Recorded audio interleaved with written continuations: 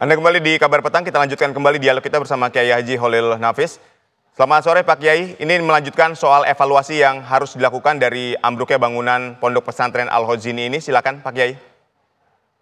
Ya, sebenarnya kita tidak menggunakan istilah evaluasi ya, tetapi lebih kepada bagaimana kita muhasabah di dalam proses kita ini menyelenggarakan pendidikan. Yang pertama tadi berkenaan dengan musibah, tentu tidak ada orang yang ingin tertimpa musibah. Yang kedua, menjadi perhatian kita bahwa gedung-gedung yang sudah lama dibangun atau yang baru mau dibangun harus tunduk terhadap hukum kausalitas sebab akibat, termasuk adalah mematuhi terhadap standar. Nah, begitu juga kita melihat menjadi muhasabah kita terhadap keberpihakan negara. Oleh karena itu tidak bisa dilihat dari aspek kriminalitas, tapi dari aspek perhatian atau keberpihakan political will dari pemerintah. Saya mengapresiasi pada pemerintah yang mencoba untuk melakukan bagaimana meneliti dan mengkaji terhadap bangunan-bangunan sekolah itu.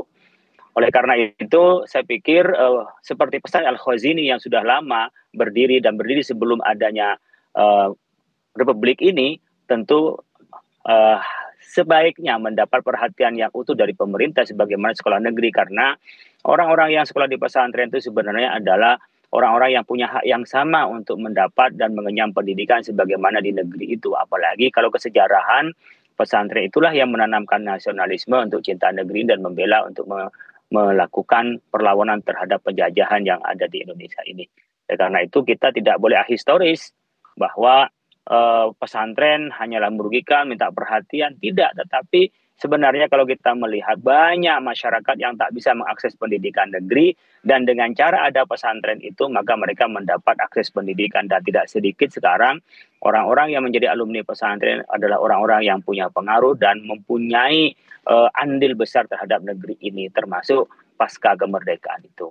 Jadi pemerintah kalau melihat mengapa pesantren umpamanya tidak banyak yang bersertifikat, tidak banyak umpamanya yang punya IMB, izin mendirikan bangunan, sekarang menjadi PPG itu, saya pikir ini menjadi keharusan pemerintah untuk berpihak, termasuk untuk mengedukasi bagaimana standar bangunan dan difasilitasi karena yang sekolah ada juga anak negeri ini. Baik, juga. Pak Kiai, ini kan kita masih melihat bahwa pembangunan pesantren, renovasi pesantren ini dilakukan secara swadaya, secara mandiri, melibatkan santri-santrinya, bukan melibatkan ahli konstruksi. Ini masih banyak dilakukan di berbagai daerah. Tanggapan seperti kan, apa? Dulu kan memang sederhana sekali ya. Pesantren itu adalah terdiri dari orang alim yang dikenal di masyarakat, sehingga masyarakat kepingin anaknya itu jadi alim. Sementara kiai itu tidak pernah mengakses terhadap pendidikan pemerintah. Bahkan awal-awal barangkali kemerdekaan sampai zaman Orde Baru itu seakan-akan berdiri sendiri tanpa ada tunjangan pemerintah. Oleh karena itu, apa yang dilakukan oleh kiai adalah swadaya dari masyarakat, dan masyarakat itu membantu karena masyarakat ingin belajar pada kiai. Di sini seharusnya tidak perlu menyalahkan kiai, tapi pemerintah harus hadir bahwa ada kelompok masyarakat yang membantu terhadap kewajiban pemerintah sekolah, belajar, dan mencerdaskan anak negeri ini.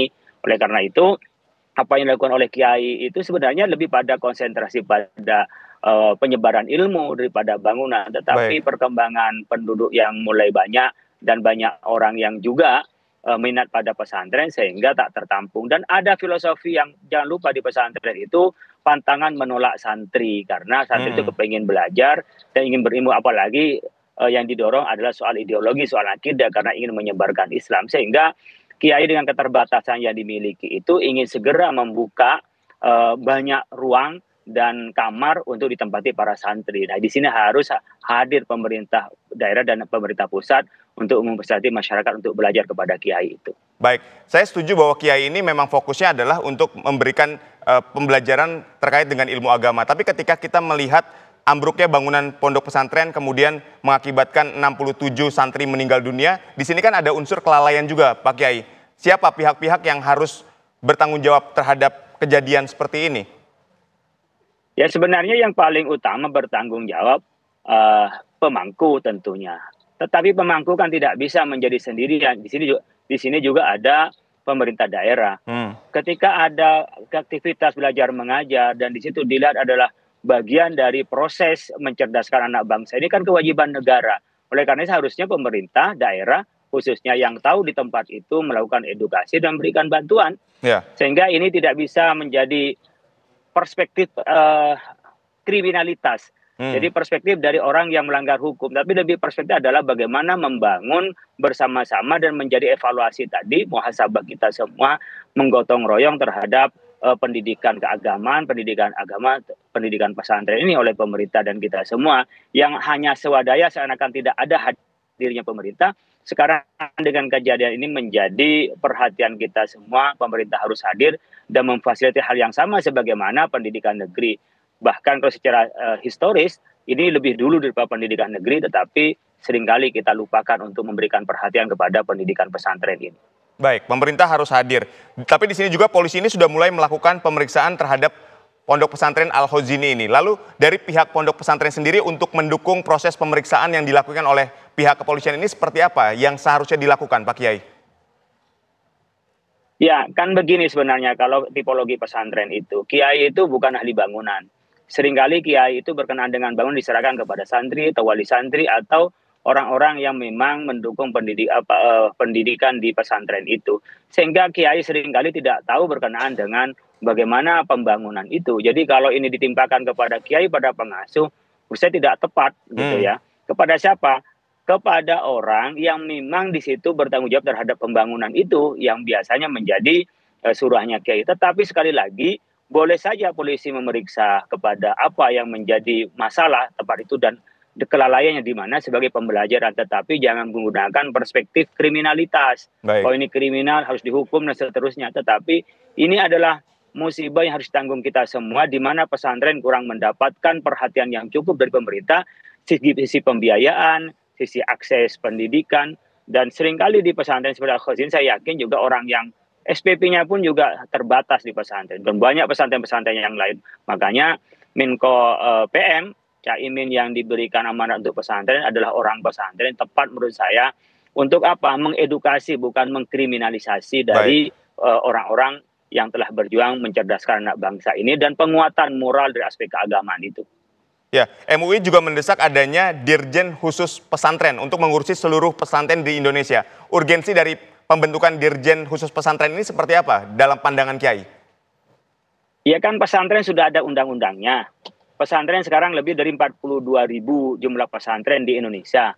Tetapi yang menangani pesantren secara khusus kan belum ada. Termasuk keberpihakannya anggarannya kepada pesantren.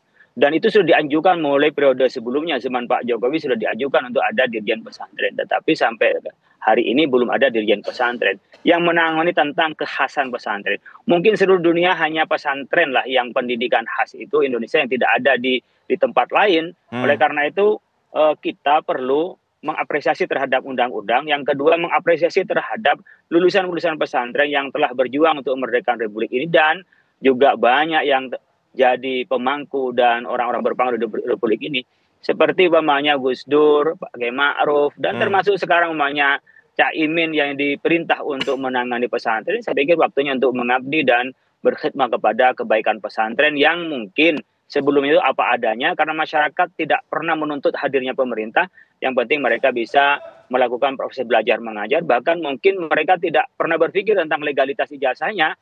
Yang penting mereka mendapat ilmu. Nah, di sinilah tempatnya untuk mengedukasi dan pentingnya pemerintah hadir kepada masyarakat bagaimana memberi keberpihakan terhadap pendidikan pesantren. Kita sudah diberi dengan Hari Santri Nasional, diberi undang-undang, tetapi keberpihakan kebijakan, peranggaran, termasuk tadi juga Dirjen yang menangani tentang pesantren belum ada. Baru pada tingkat eselon 2 berupa direktur pesantren. Baik, ketika Dirjen Khusus Pesantren ini ada, apakah juga nantinya akan mengawasi, misalnya ketika kita berkaca dari kasus Al-Khozini ini berarti mengawasi masalah struktur bangunan, masalah keselamatan, dan seterusnya, apakah juga ini bagian dari apa yang nantinya akan dikerjakan oleh Dirjen Khusus Pesantren ini, Kiai? Ya, saya pikir kan ada bidangnya sendiri ya, pesantren bisa soal kurikulum, bisa soal peningkatan kualitas santri, soal bangunan saya pikir adalah bagian dari seperti Kementerian PU, pemerintah daerah ada bagian sendiri. Tetapi pesantren ketika ada dirjennya, itu bisa memberikan perhatian yang lebih luas, yang di sebelumnya tak pernah terpikirkan soal standar bangunan itu. Saya yakin tak terpikirkan, karena mau membangun aja itu dengan swadaya. Yang penting berdiri dan bagaimana bisa menampung santri, itu yang harus diingat. sehingga mereka mungkin tidak mengikuti standar itu. Besok barangkali ketika sekarang hanya cuma 50 yang punya IMB. Lah iya, mereka itu kan membangun sebelum ada peraturan, bahkan sebelum ada republik ini. Maka tidak bisa menyalahkan dari mereka yang sudah ada pesantren tapi tidak ada IMB-nya, tapi yang perlu dilakukan adalah melakukan advokasi, edukasi, dan memberikan kesadaran seperti halnya umpamanya. Kenapa Pak kok anak-anak santri dilibatkan bekerja? Karena memang mulai dulu sejarahnya gotong royong apa yang dilakukan oleh kiai itu. Tak pernah menuntut hadirnya pemerintah kepada pendidikan pesantren itu. Jadi kita ini jangan menggunakan pendekatan kriminalitas kepada soal penegakan hukum, tapi lebih kepada bagaimana mengedukasi. Karena ini sudah banyak yang terjadi bangunan itu sebelum Republik ini merdeka. Baik, Pak Kiai, ini berbicara soal konteks bangunan dari 42.000 pondok pesantren yang ada di seluruh Indonesia. Tadi disebutkan 50 yang baru memiliki IMB. Nah, bagaimana sebetulnya nantinya proses edukasi, kemudian proses evaluasi, proses pengawasan, ini akan dilakukan supaya ya pesantren ini sadar akan keselamatan bangunan, karena ini menyangkut nyawa santri-santri, ribuan santri yang ada di dalam pondok pesantren tadi. Kalau menurut saya seperti disampaikan oleh Pak Menko PM, Pak Caimin, bahwa harusnya santri yang 1.000 baru itu dilakukan bantuan, menurut saya kurang tepat ya. Yang tepat adalah seluruh pesantren yang bangunannya itu membahayakan terhadap santri harus dilakukan ya advokasi, evaluasi, dan juga dilakukan kontrol. Tetapi kalau mungkin nanti berkenaan dengan bantuan dan seterusnya, bolehlah sesuai dengan kemampuan pemerintah. Tetapi memberikan assessment, memberikan bimbingan kepada pesantren. Karena kadang-kadang pesantren, ya saya ini kan juga bikin asosiasi pengasuh pesantren. Tak semuanya pesantren itu mempunyai kesadaran tentang struktur bangunan. Apalagi juga berkenaan dengan keterbatasan tadi, masih mereka yang penting bisa berdiri karena yang daftar banyak nggak mungkin menolak santri, maka mereka lakukan sebisanya. Sementara menunggu bantuan pemerintah juga belum mencukupi. Ini hanya swadaya saja dari masyarakat, para muhibbin, para alumni, dan seterusnya yang menyumbang. Ketepatan umumnya alumni yang banyak berhasil, mungkin bisa lebih banyak mendapatkan dana. Jadi memang ini kita perlu bersama-sama melakukan muhasabah, evaluasi diri, tidak untuk menyalahkan salah satu, tapi mari kita saling benahi bersama. Pesantren yang punya kekhasan dan berdiri sebelum Indonesia merdeka dan sudah terbukti banyak anak-anak alumni pesantren yang bisa memberikan kontribusi pada bangsa ini untuk terus dilakukan perbaikan-perbaikan, tidak dibikin diskriminasi dengan pendidikan negeri. Ini kan sekarang kalau pendidikan negeri diberikan sepenuhnya, sementara pesantren sepertinya dibiarkan swasta berdiri sendiri, seakan-akan tanpa hadirnya pemerintah pun juga sudah jalan sendiri. Mungkin karena mereka punya konsep ikhlas ya, sehingga tidak mereka menuntut apa-apa. Kalau dihitung dengan mamanya apa yang diterima oleh para guru ya, karena ada yang mengatakan kiainya kaya, kiainya banyak uangnya, tidak dari murid. Nah, tidak dari murid ya. Ada yang memang bekerja, memang punya bisnis, bahkan tanahnya orang yang nyumbang orang yang salaman yang menjadi rezekinya kiai, yang kiai bekerja itu dipakai untuk santrinya. Jadi jangan salah paham, karena banyak sekali yang salah paham dianggap kiainya itu kaya sementara muridnya disuruh bekerja. Itu salah total. Pesantren itu banyak variannya dan banyak modelnya biar kita tidak menjadi fitnah saling mendiskriminasi di antara kita. Kita mari bersama-sama untuk membangun negeri ini, dan pesantren bagian dari pilar pendidikan yang telah berhasil mendirikan negeri ini dan membangun negeri ini. Baik, Pak Kiai, ini berbicara soal aturan pendirian pondok pesantren. Apakah juga menurut Anda ada yang harus diperketat karena melihat keterlibatan pemerintah yang tadi Anda katakan minim, kemudian di dalamnya juga banyak justru malah swadaya atau mandiri dari masyarakat yang memang menginginkan pendidikan agama yang baik? Ya, pertama juga pemerintah harus sadar. Seperti Depok, saya ini Depok bikin pesantren, namanya pesantren Cendekia Amanah. Tahun 2024 yang lulus dari SD itu ada 36.000. Yang bisa ditampung oleh pendidikan negeri itu hanya sekitar 13.000. Jadi ada 23.000 yang itu belum bisa difasilitasi.